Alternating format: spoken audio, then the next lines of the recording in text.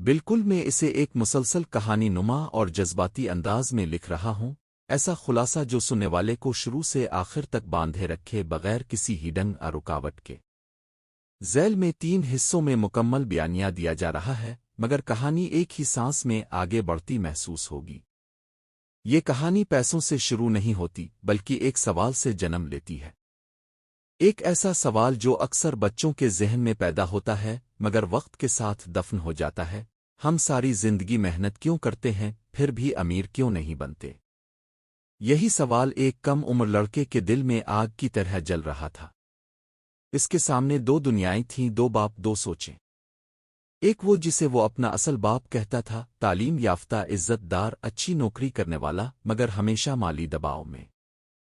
دوسرا وہ جسے وہ اپنا امیر باپ کہتا تھا، کم تعلیم یافتہ مگر دولت، اعتماد اور آزادی سے بھرپور۔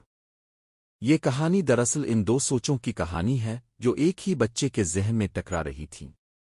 غریب باپ ہمیشہ ایک ہی نصیحت کرتا تھا: اچھا پڑھو، اچھے نمبر لو، اچھی نوکری حاصل کرو اور ساری زندگی محفوظ رہو۔ اس کی باتوں میں خلوص تھا مگر خوف بھی۔ وہ سیکیورٹی پر یقین رکھتا تھا، رسک سے ڈرتا تھا اور پیسے کو ایک خطرناک چیز سمجھتا تھا۔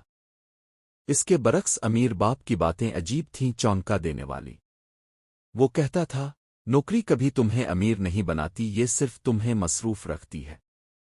پیسے کے لیے کام مت کرو، پیسے کو اپنے لیے کام کرواؤ۔ یہ جملہ ایک بچے کے لیے الجھا دینے والا تھا، مگر یہی الجھن اس کی سوچ کو بیدار کرنے لگی۔ امیر باپ نے پیسے کو ایک استاد بنا دیا۔ اس نے سکھایا کہ زیادہ تر لوگ پیسے کے غلام ہوتے ہیں، وہ خوف اور لالچ کے درمیان پھنس کر ساری زندگی گزار دیتے ہیں۔ تنخواہ کا انتظار، بلوں کا ڈر اور تھوڑی سی آسائش کے لیے دوبارہ اسی چکر میں کود جانا۔ اس نے کہا کہ اصل تعلیم وہ نہیں جو اسکول میں ملتی ہے، بلکہ وہ ہے جو زندگی سکھاتی ہے۔ اسکول تمہیں ایک اچھا ملازم بننا سکھاتا ہے مگر امیر بننا نہیں۔ کہانی آگے بڑھتی ہے تو ایک اور تلخ سچ سامنے آتا ہے: اثاثے اور واجبات کا فرق۔ غریب باپ جس چیز کو دولت سمجھتا تھا، امیر باپ اسے بوجھ کہتا تھا۔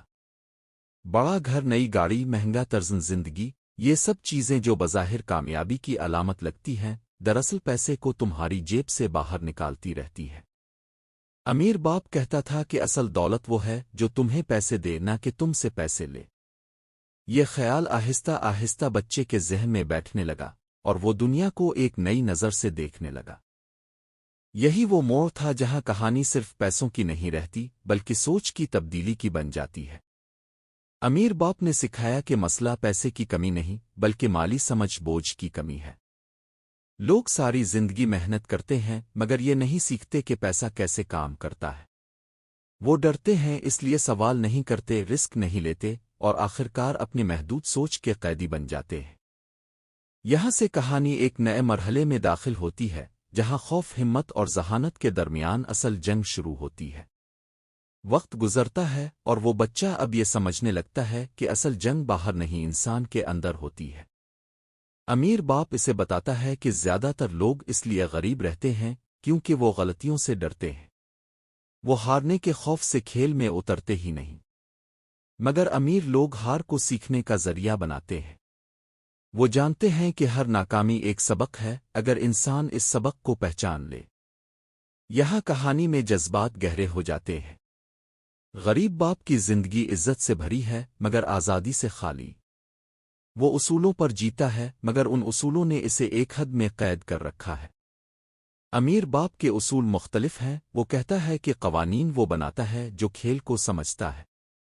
وہ ٹیکس، سرمایہ کاری اور کاروبار کو ایک کھیل کی طرح دیکھتا ہے جہاں جیتنے کے لیے سوچ بدلنی پڑتی ہے۔ کہانی کا ایک اہم لمحہ وہ ہے جب یہ احساس ہوتا ہے کہ نوکری انسان کو وقتی تحفظ تو دے سکتی ہے مگر آزادی نہیں۔ اصل آزادی اس دن آتی ہے جب تمہاری آمدنی تمہاری محنت کے بغیر بھی آتی رہے۔ یہ خیال سننے میں خواب جیسا لگتا ہے مگر امیر باپ کے لیے یہ حقیقت ہے۔ وہ اثاثے بناتا ہے، کاروبار، سرمایہ کاری اور ایسے نظام جو وقت کے ساتھ مضبوط ہوتے جاتے ہیں۔ اس کے برعکس غریب باپ وقت کے ساتھ کمزور ہوتا جاتا ہے کیونکہ اس کی آمدنی صرف اس کی محنت سے جڑی ہے۔ یہاں کہانی ایک خاموش سوال چھوڑتی ہے: اگر کل تم کام نہ کر سکو تو کیا ہوگا؟ زیادہ تر لوگوں کے لیے جواب خوفناک ہے۔ یہی خوف انہیں ایک ہی جگہ باندھے رکھتا ہے۔ امیر باپ کہتا ہے کہ پیسے سے محبت مت کرو، علم سے کرو، کیونکہ علم تمہیں پیسے پر قابو کرنا سکھاتا ہے۔ کہانی میں سسپنس اس وقت بڑھتا ہے جب یہ واضح ہوتا ہے کہ کامیابی کا راستہ آسان نہیں۔ لوگ تمہیں پاگل کہیں گے، خطرناک کہیں گے، غیر ذمہ دار کہیں گے، مگر ہر بڑی تبدیلی ایسے ہی شروع ہوتی ہے۔ امیر باپ کا فلسفہ یہ نہیں کہ سب کچھ چھوڑ دو، بلکہ یہ کہ سیکھو، سمجھو اور پھر سمجھداری سے قدم اٹھاؤ۔ وہ مالی ذہانت کو سب سے بڑی طاقت قرار دیتا ہے۔ یہ حصہ ہمیں اس مقام تک لے آتا ہے جہاں قاری اسامے خود سے سوال کرنے لگتا ہے، کیا میں پیسے کے لیے کام کر رہا ہوں یا پیسہ میرے لیے؟ کیا میں وہی راستہ چل رہا ہوں جو سب چل رہے ہیں، یا اپنی راہ بنانے کی ہمت رکھتا ہوں؟ یہی سوال کہانی کو آخری حصے کی طرف لے جاتا ہے جہاں فیصلے اور انجام سامنے آتے ہیں۔ اب کہانی اپنے اختتامی مگر سب سے گہرے مرحلے میں داخل ہوتی ہے۔ یہاں سبق صرف دولت کمانے کا نہیں بلکہ زندگی جینے کا ہے۔ امیر باپ یہ واضح کرتا ہے کہ دولت کا اصل مقصد آرام نہیں بلکہ انتخاب کی آزادی ہے۔ یہ آزادی کہ تم کیا کرو، کب کرو اور کس کے ساتھ کرو۔ پیسہ اگر صحیح ہاتھوں میں ہو تو ایک طاقت ہے، اور غلط ہاتھوں میں زنجیر۔ کہانی بتاتی ہے کہ سب سے خطرناک چیز لاعلمی نہیں بلکہ یہ مان لینا کہ ہمیں سب کچھ آتا ہے۔ غریب باپ بہت ذہین ہے مگر وہ سیکھنا چھوڑ دیتا ہے۔ امیر باپ کم تعلیم یافتہ ہے مگر وہ مسلسل سیکھتا رہتا ہے۔ یہی فرق آخرکار ان دونوں کی تقدیر بدل دیتا ہے۔ ایک عزت دار مگر محدود زندگی گزارتا ہے، دوسرا خطرات لے کر ایک آزاد زندگی۔ اختتام کی طرف بڑھتے ہوئے کہانی ہمیں یہ احساس دلاتی ہے کہ یہ کتاب امیر بننے کا نسخہ نہیں بلکہ سوچ بدلنے کی دعوت ہے۔